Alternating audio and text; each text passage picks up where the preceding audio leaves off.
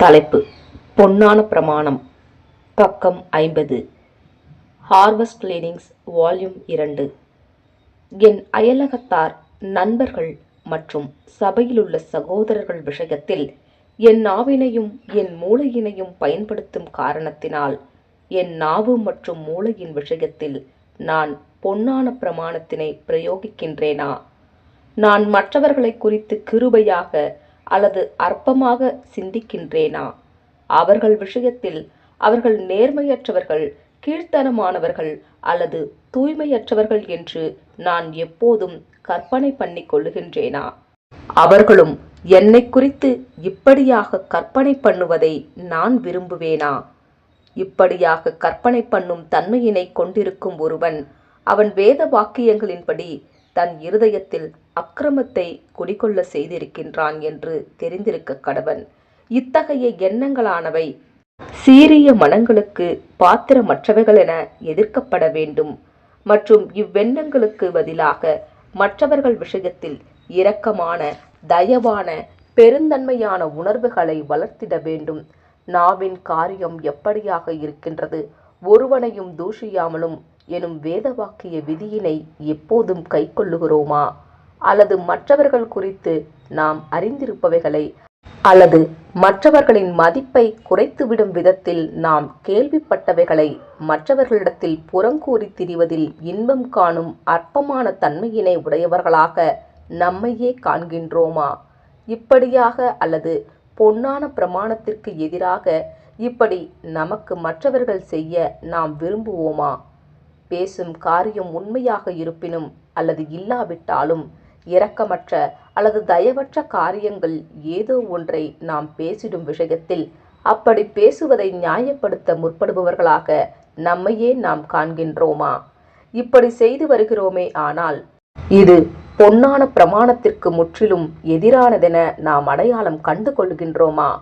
மேலும் பொன்னான பிரமாணத்திற்கு முரணானவைகளை செய்திருக்கிறோம் என்று நாம் அடையாளம் கண்டிருக்கும் விஷயங்களை நியாயப்படுத்திடுவதற்கான நம்முடைய பிரயாசம் என்பது நம்மை நாம் வஞ்சித்து கொள்ள முற்படுவதாக மாத்திரமே இருக்கின்றது என்றும் நமது கர்த்தரை ஏமாற்றிட முடியாது என்றும் நாம் காண்கின்றோமா?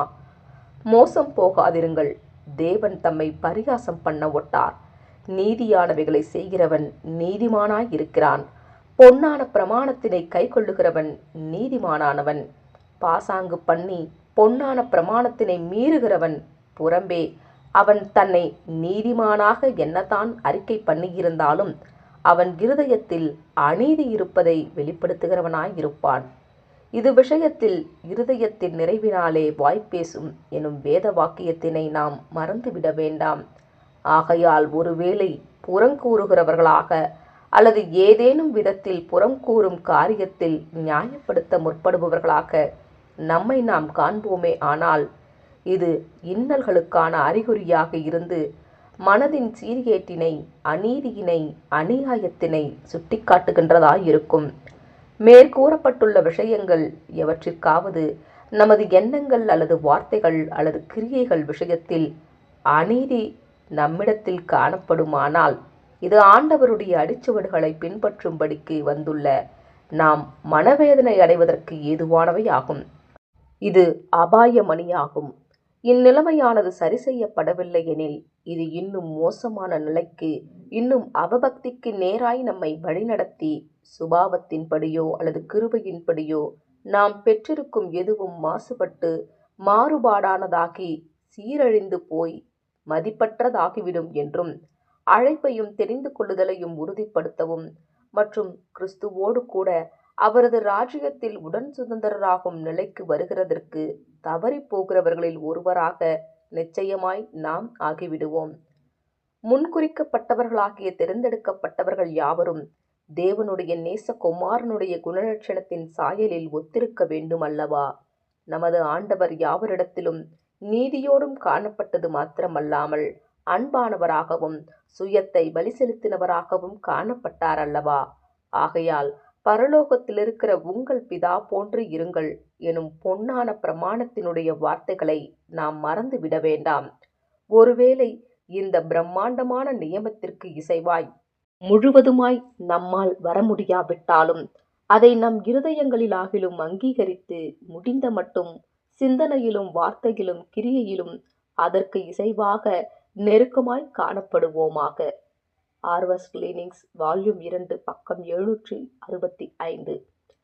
நம்முடைய சக மனிதர்களை நாம் கையாளும் விஷயம் அனைத்திலும் நீதி அவசியம் என்பது பகுத்தறிவுள்ள மனங்கள் யாவருக்கும் ஏற்புடையதாகும்.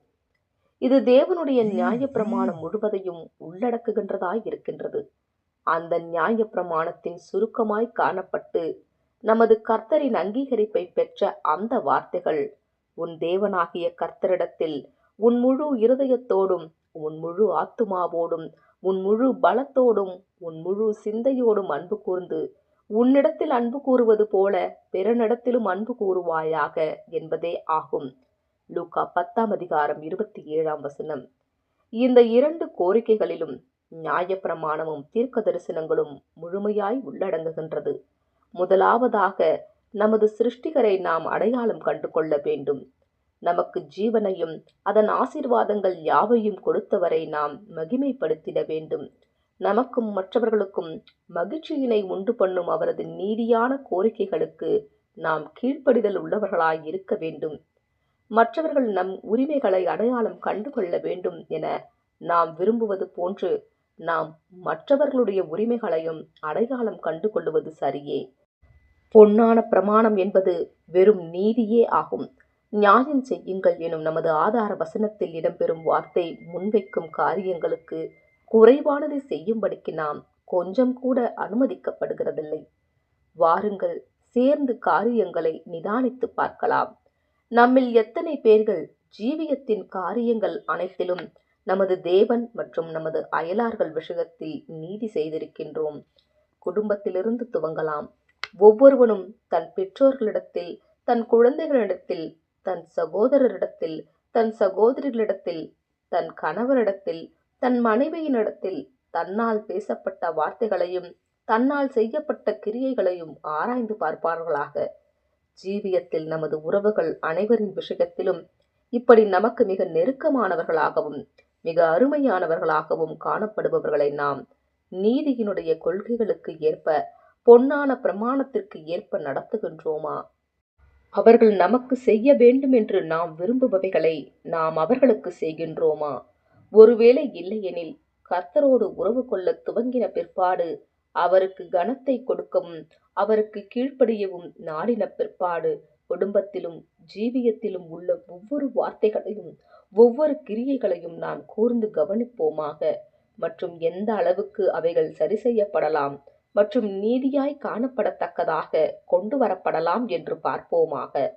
பெரும்பான்மையான ஜனங்கள் மாம்ச உறவுகளில் மிகவும் நெருக்கமானவர்களிடத்திலும் அருமையானவர்களிடத்திலும் தாங்கள் எவ்வளவு அநீதியாய் நடந்திருக்கிறார்கள் என்று கண்டுபிடிக்கும் போது அதிர்ச்சி அடைவார்கள் என்பது உறுதியே. இதோடு கூட உங்கள் அயலார்களின் விஷயத்தில், உங்கள் கூட்டாளிகளின் விஷயத்தில், அன்றாட ஜீவியத்தில் உங்கள் வார்த்தைகள் மற்றும் கிரியைகள் நீதியாய் அல்லது அநீதியாய் இருந்துள்ளதா என கவனியுங்கள். ஒருவேளை அவர்கள் உங்கள் ஸ்தானத்திலும் நீங்கள் அவர்கள் ஸ்தானத்திலும் இருந்திருந்தால் அவர்கள் பேசியிருப்பது சரி என்று ஒருவேளை உங்களால் அங்கீகரிக்கப்படக்கூடிய அதே வார்த்தைகளை அதே தொனியில் மற்றும் பாவனையில் நீங்கள் அவர்களிடம் பேசுகிறீர்களா? தொழில் விஷயத்தில் மற்றவர்கள் உங்களிடம் செய்திட்ட எந்த அளவுக்கான பேரம் நீதியானது என்று உங்களால் கருதப்படுமோ அந்த பேரத்தை தான் நீங்கள் அவர்களிடம் பண்ணுகிறீர்களா? இல்லையேல், ஒருவேளை நீங்கள் பொருள் வாங்குபவராகவும் அவர்கள் பொருள் விற்பவராகவும் இருந்தால், பொருட்கள் மற்றும் வேலைகளுக்குமான நீதியான கூலி என்று அவர்கள் கேட்க வேண்டும் என உங்களால் கருதப்படும் கூலியினைத்தான் நீங்கள் அவர்களிடத்தில் கேட்கின்றீர்களா? அல்லது அதிகமான விலையினை சொல்கின்றீர்களா?